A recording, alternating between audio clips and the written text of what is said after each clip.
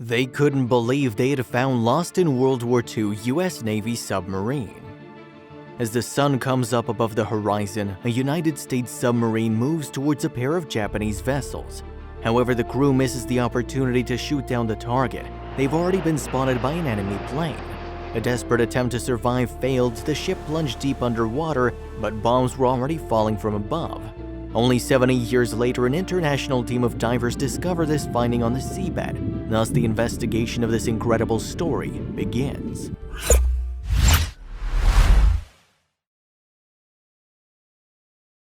It has been 15 months since the United States officially became a participant in World War II.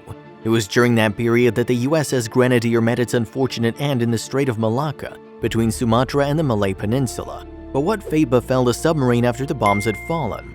Or did the Grenadier's crew of 76 go to the bottom with the vessel into oblivion? Was there a possibility that they escaped just to survive throws in one of the most brutal theaters of conflict? While struggling to fix the damage, the men had to face the uncertainty and fear of their future. For many years, people have been wondering what had happened to the Grenadier. It was later reported that in the Strait of Malacca, the trawler crew's nets were caught by something underneath the surface. After diving hundreds of feet down, the researchers finally shed light on the mystery of the missing submarine. The Grenadier made its first sail from Maine in November 1940. The boat owes its name to the fish, a deep-sea creature that swims on the ocean floor. Weighing about 1,500 tons, the vessel was more than 300 feet long and could sail at speeds of more than 20 knots on the surface. 5 months after its first sail, the Grenadier was ordered by the US Navy, which meant that it had to take part in the impending conflict. By that time, World War II had already gained momentum in much of the world, and America would soon be drawn into the battle. After a test sail in the Caribbean, the submarine returned to Maine, just a month before the attack on Pearl Harbor. The United States officially entered World War II on December 7, 1941, when Japanese air forces attacked a Hawaiian port. The Grenadier was later sent to the Pacific Ocean, initially moored at Pearl Harbor before finally sailing to Japan. Although his crew noticed the enemy ships on several occasions, they weren't lucky enough to sink at least one of them. However, the next mission of the Grenadier was successful. In May 1942, the submarine sailed in the waters near Japan and Taiwan and sank its first target, the Japanese transporter Taiyo Maru. It is believed that several strategically important scientists were on board, so the incident turned out to be crucial in the conflict. The ship was later transferred to the Pacific island of Midway, about halfway between Asia and North America. While the Japanese Imperial Navy was coming nearer the American territory, the commanders of the US Navy decided to gather their forces to carry out a fierce counterattack. Finally, it bore fruit. Owing to the submarines such as the Grenadier, the US Navy inflicted a crushing defeat on the enemy, destroying the Japanese fleet. Today, the Battle of Midway is considered one of the most outstanding naval clashes of all time and a fateful moment in the Pacific War. World War II continued and the submarine soon received a new assignment. The search in the waters near the island of Truk in the Central Pacific became the next mission for the fresh Grenadier's crew after its success at Midway. This region served as a Japanese station during the war period, so the waters were teeming with enemy ships. But Axis death planes didn't leave any chance for the submarine to sink any target, and it was decided the crew would retreat to Fremantle in Australia. The Grenadier's fourth mission began in the seas off Southeast Asia. The submarine managed to hit another target, the Hawkeye Maru, the Japanese tug. After that, on New Year's Day 1943, the submarine sailed for its fifth mission in wartime. The Grenadier successfully coped with the task. In fact, in just 7 weeks, the crew was able to lower 3 Japanese ships to the seabed and to damage several more. Finally, the submarine was withdrawn to its base in Fremantle, where preparations for the final mission began. In mid-March 1943, the Grenadier left its base, heading for the Strait of Malacca, a 600-mile reservoir that connects the Indian and Pacific Oceans. At the time, the Japanese obtained a firm foothold in Southeast Asia, and Allied troops united in the hope of inflicting a crushing defeat. On April 6, near the coast of Phuket, Thailand, the crew of the Grenadier noticed and eliminated a Japanese cargo ship. Unfortunately, that success turned out to be the last for the submarine crew. In 2 weeks, several Japanese ships came into view of the submarine, setting sail for its final journey. Commander John A. Fitzgerald, who was in charge of the Grenadier, left a report that gives us some evidence of what happened next.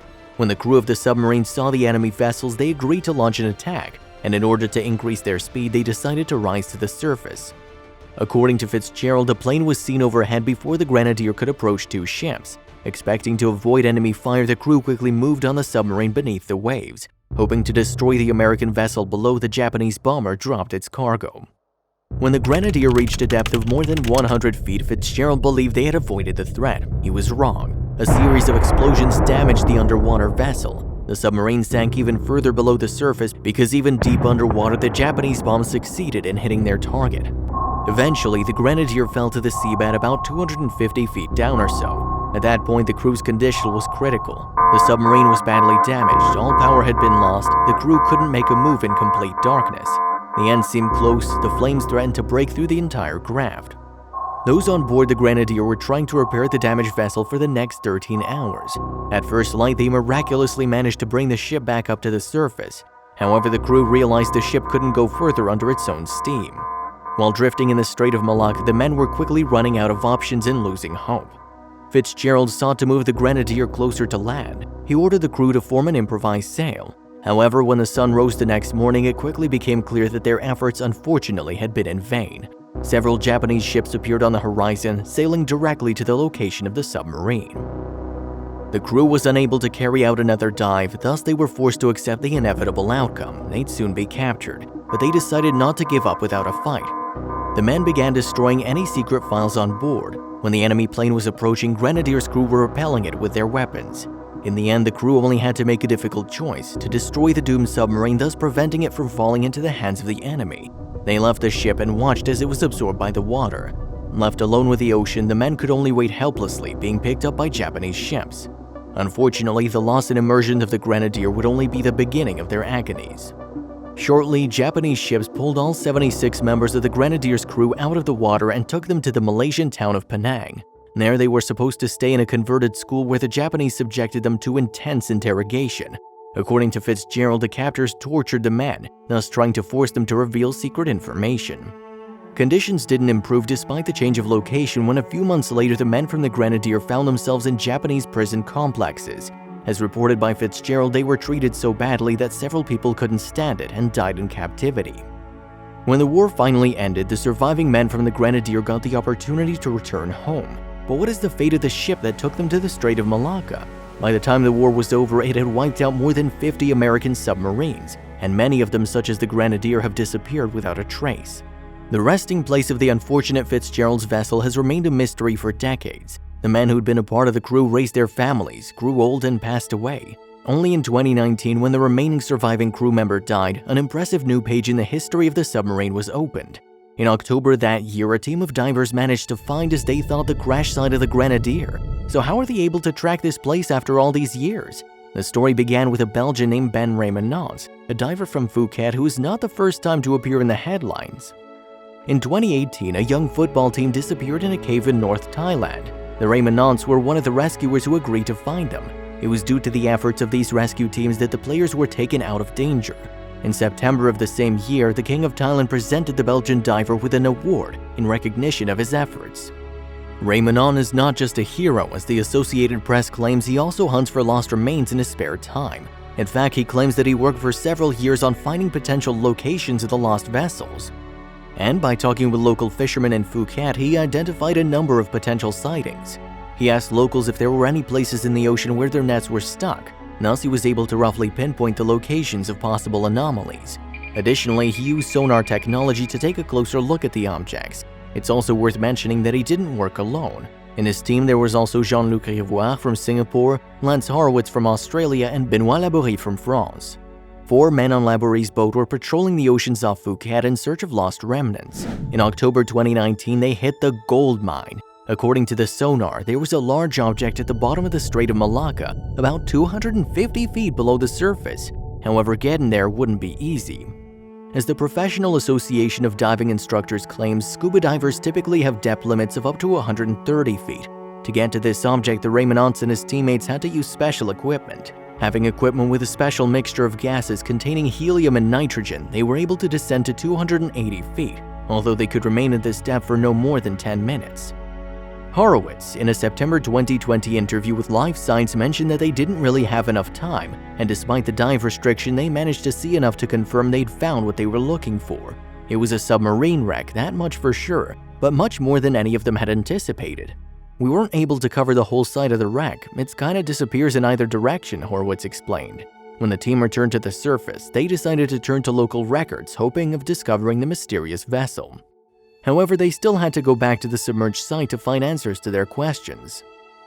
And so we went back to the site of the wreck looking for clues, a nameplate, but we couldn't find any of those, Horowitz told the Associated Press in September 2020. And in the end, we took very accurate measurements of the submarine and compared those with naval records. Thus, the team gained confidence that it was the Grenadier's wreck they discovered. As Horowitz points out, the wreck measurements perfectly coincided with those recorded for Fitzgerald's vessel.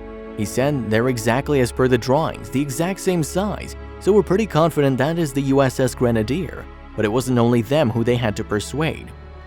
After a period of 5 months and numerous dives, the team worked on a collection of portfolio documents supporting their hypothesis that the wreck was a Grenadier.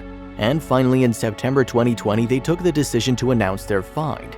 Right now, the U.S. Naval History and Heritage Command is in the process of validating the remarkable discovery.